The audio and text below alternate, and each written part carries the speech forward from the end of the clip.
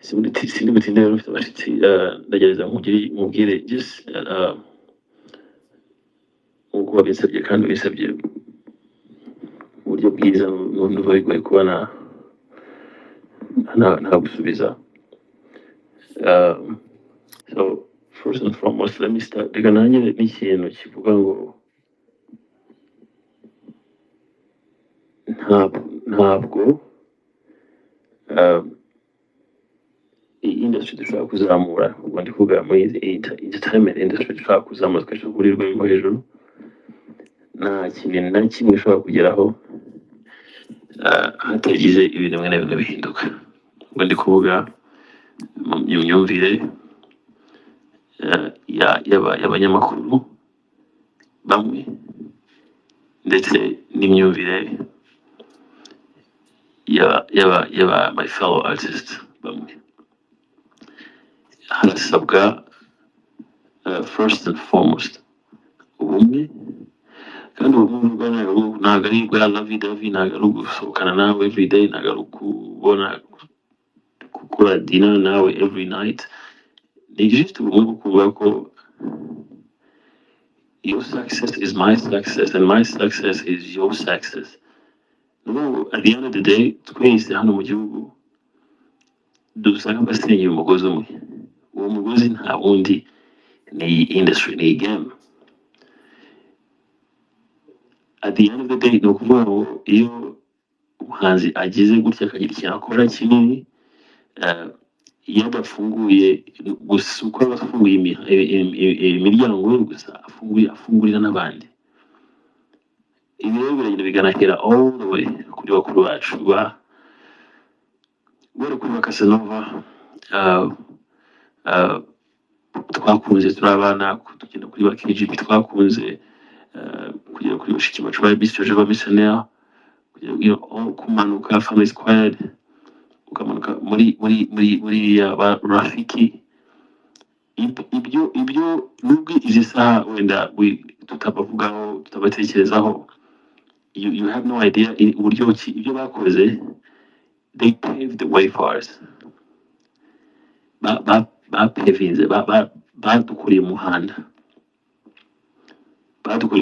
bijya gusa somehow ni n'uburyo iki gihugu tukirimo twishimiye, dufite amahoro, tunezerewe, ariko abantu bakiruhiye, hari amaraso yahamenetse.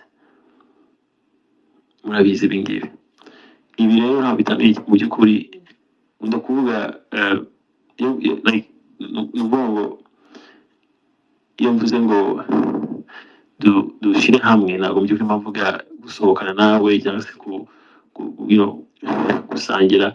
Bamwe just gira mind kubwira ko success ya Ben ni success yawe, success yawe ni success ya Ben, gutyo tugende tubihuza gutyo, kandi bigende tubigire muri twebwe bibe bifatike, bizamuke. Ndumva ntinze kuri iyo ngingo cyane, ariko reka ngere straight to the point. I personally love Bruce Melodie ku rwego ruri personnel. Namubwira inshuro zirenze imwe Bruce azaze anyomoze nimba igihe twahoraga muri governor hari even way before iyo ndirimbo avuga kubaho, hari muri 2017 turi muri governor muri Uganda, ariko mu manager we wa mbere nanone ngira ngo witwaga ntabwo Richardo, yitwaga n'undi manager I think we yanasigaye aba Uganda. Bruce ndamubwira namuhoye bimwe jyavuga namukanze, namuhoye ndamubwira bro, I love you, I love your talent, and I think you probably going to be the face of the game. You have the potential to be one of the face of the game. No, game yacu hari ukuntu for the longest time yari ifite face is nkeya. No kuvuga ugasanga face za game zirabarika imwe cyangwa ebyiri. For the longest time Madebeat Bruce n'ikintu like I predicted I'm sorry, not predicting that kose nabwo Bruce once igihe kimwe who actually joined muri face again urukumva ndibuka ko nayimubwiye ndamubwira ngo bro ufite inkoni iryo jambo narayimubwiye muri governor ufite inkoni ntabwo nakubwira aya magambo ntagukunda ndamubwira bro ufite inkoni just go and do crazy things urumva muri governor muri club ya governor I say these words to him.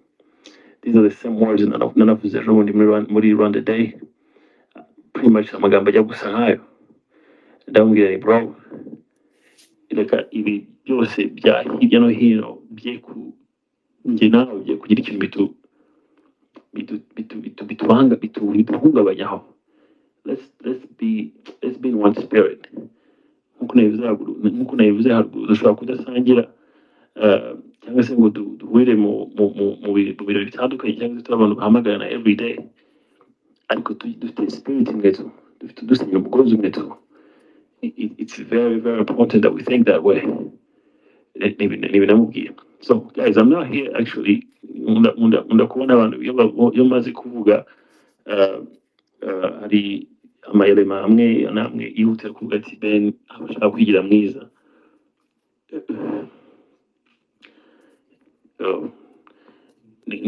Nagusubiza actually aho kugira actually nigire mubi nakwigira mwiza tu. Nimba ntari mwiza eventually I'll become mwiza. Muscle brain picks up something, muscle brain picks up something you constantly ugerageza gukora. So let's say nubwo ibyo bavuga atari byo, let's say Ben wenda yigize mwiza. Now I would rather kwigira mwiza kugira ngo nigire mubi. If that makes sense. Nakwigira mwiza, then eventually I'll become mwiza if that makes sense. Iyo ngingo tunayireka kuko njye nyibona mbona zibivuga vuga ati then bikagucanga. So bro iyi case rero ntabwo nayise case because it's not even a case. I love inkunda iyi showbiz. Yo iri showbiz, strictly showbiz. Iri showbiz iri ku murongo ni ukuvuga ngo ari showbiz tu something nta bintu byo kuvuga ngo behind the scene arabari gupanga ibindi bintu birenze business by'ubugome bw'indengakamere ariko mzibaye strictly showbiz abantu bakishima. I don't have to agree with anybody. Nta muntu ngomba kuyirone nemere, nta ngomba kwimeranya nanjye, nta ngomba kwimeranya nawe. It is okay, it's ntacyo bitwaye ariko bikaba showbiz. Umuhanzi yasohoye indirimbo nanjye nasohoye indi abafana bakagira ikumva bazijudginga that showbiz. Ben yamarije dasohoye indirimbo abafana bakabara bakamutwara nabi that showbiz. But the moment igihe byahindutse ibindi bintu igihe behind the scene hari gupanga ibindi bintu bitari byiza n'igihe na evidence dufite afatika ibintu bihari bifatika nibaza ko nagomba no kujya hano ngo manure. So nk'iyi case rero bamwe bashatse kuba victim nagerageje kugoragoza ibyabaye. My fellow artist yadressinze muri interview nyango yakoze nibaza ko yabivugiye avuga ko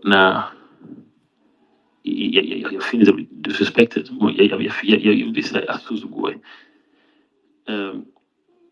Akibivuga numvaga kuko ntanabyukaga numvaga by'ukuri ariko akundi n'ubundi asanzwe abikora biza no gushimangirwa na Madebeat abisubiramo ko Madebeat abisubiyemo cyangwa se actually sinjye nanabona abisubiramo ni ikinyamakuru cyanditse ko cyavuga na Madebeat nawe ashimangira ko koko ibyo yavuze ariko byagenze.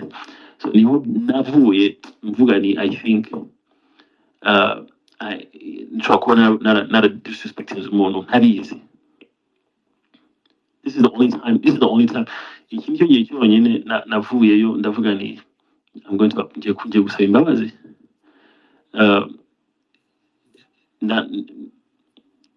Honestly nasabye imbabazi ntanibuka n'ukuntu iyo incident yagiye n'ibintu byose navugaga kuri kamera nyamurabyuka navuga ni nongeraga ijambo rivuga ngo nibwira ko bishobora kuba byaragenze gutya gutya, nkanibwira ko impamvu yatumye abibona gutya nuko byagenze gutya na gutya.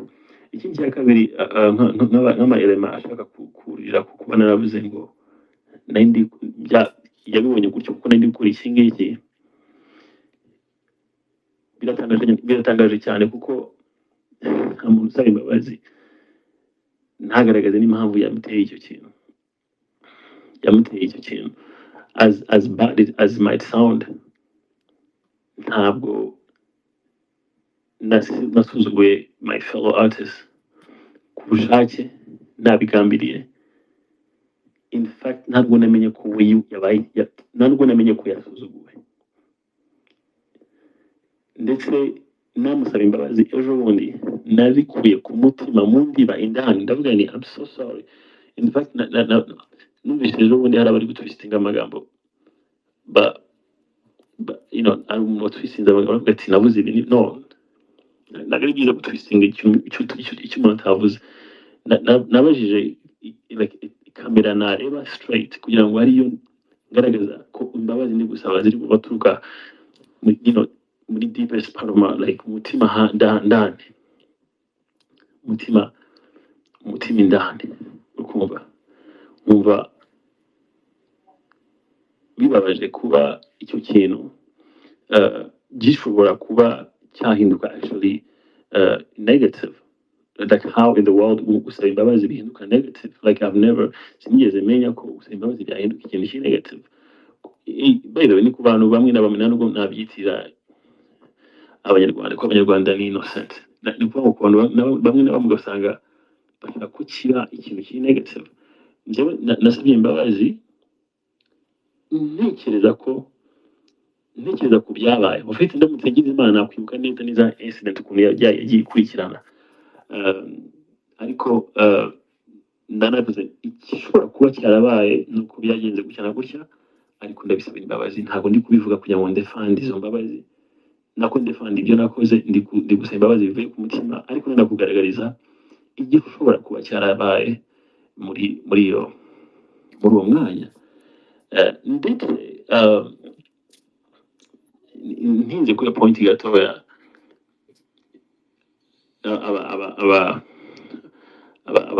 my fellow artists bashobora kunyomoza nimba mbeshye. 70% y'aba artists around the world, ku isi yose, actually can even say 80%. 80% y'aba artists around the world ni aba gamers.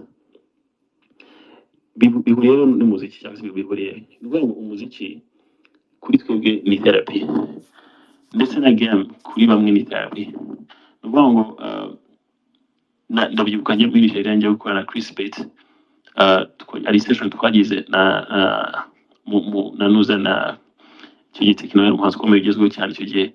Ari session twakoze muri Zaro Techno, nuza asiga ndi kwandika Chris Bates asiga ndi kwandika nyine kugira ngo mbone inspiration y'amagambo nkeneye, ajya gukina play, ajya gukina na Techno muri Salo. These are normal stuff. Ejo bundi ngira ngo muzi ifoto ya trendinze maybe last year ndi gukina na Element is one of the best producers of mu gihugu. Iyo foto ngira ngo ya trendinze, I think bamwe bavuga ko Ben yagiye sinzi ngo mu nzu yindi ikora umuziki. Iyo foto ngira ngo murayizi. Muri industry ya entertainment at least 80% n'aba gamers. Ni ibintu bitari normal, ndakubwiza ukuri. So nshobora kuba narizeye ko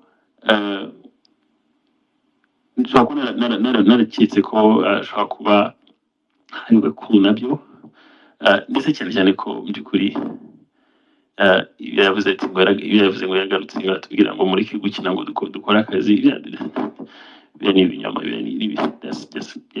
bimakinze up kugira ngo aryoshye statement. Ntabwo waza kutubwira ati ngo yaragarutse atubwira ati munyaboneka mureke imikino ngo muze dukore, then mu by'ukuri ngo turanga.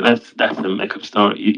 Nuvuga ngo iki ni igihimbano, nyuma nakiri igihimbano bwo simbizi. Ariko ibyo uvuga byose ntabwo bikuraho ikosa ryabaye ryo gutuma we yarabaye yarafinze ubwo at the end of the day ni feeling we yagize at the end of the day ntabwo ari icyabaye ntabwo ari uburyo bwiza bushoboka bw'igitangaza nabisobanuramo at the end of the day ni feeling byamuhaye iyo feeling rero yongeye nsabira imbabazi kuko niba byaratumye feeling disrespected niyo nasabiye imbabazi igitangaje muri byose rero impamvu nyine birangira binagaragara ko ari ibintu by'ukuri birimo guplayinga victim birimo ibintu biri aho ngaho nuko between icyo gihe n'uyu munsi hagati y'icyo gihe n'uyu munsi habayemo indi proje yanjye nawe urumva habayemo indi proje yanjye nawe I think wabibaza na element wabibaza na country record yose yari hari iyo proje ngira ngo twari no kwita agachain iyo proje yabayeho so umuntu niba yabaye disrespected ku rwego rukomeye cyane rumutuma ababara nk'uko bigaragara ko ababaye ntiyari kuba yagaruka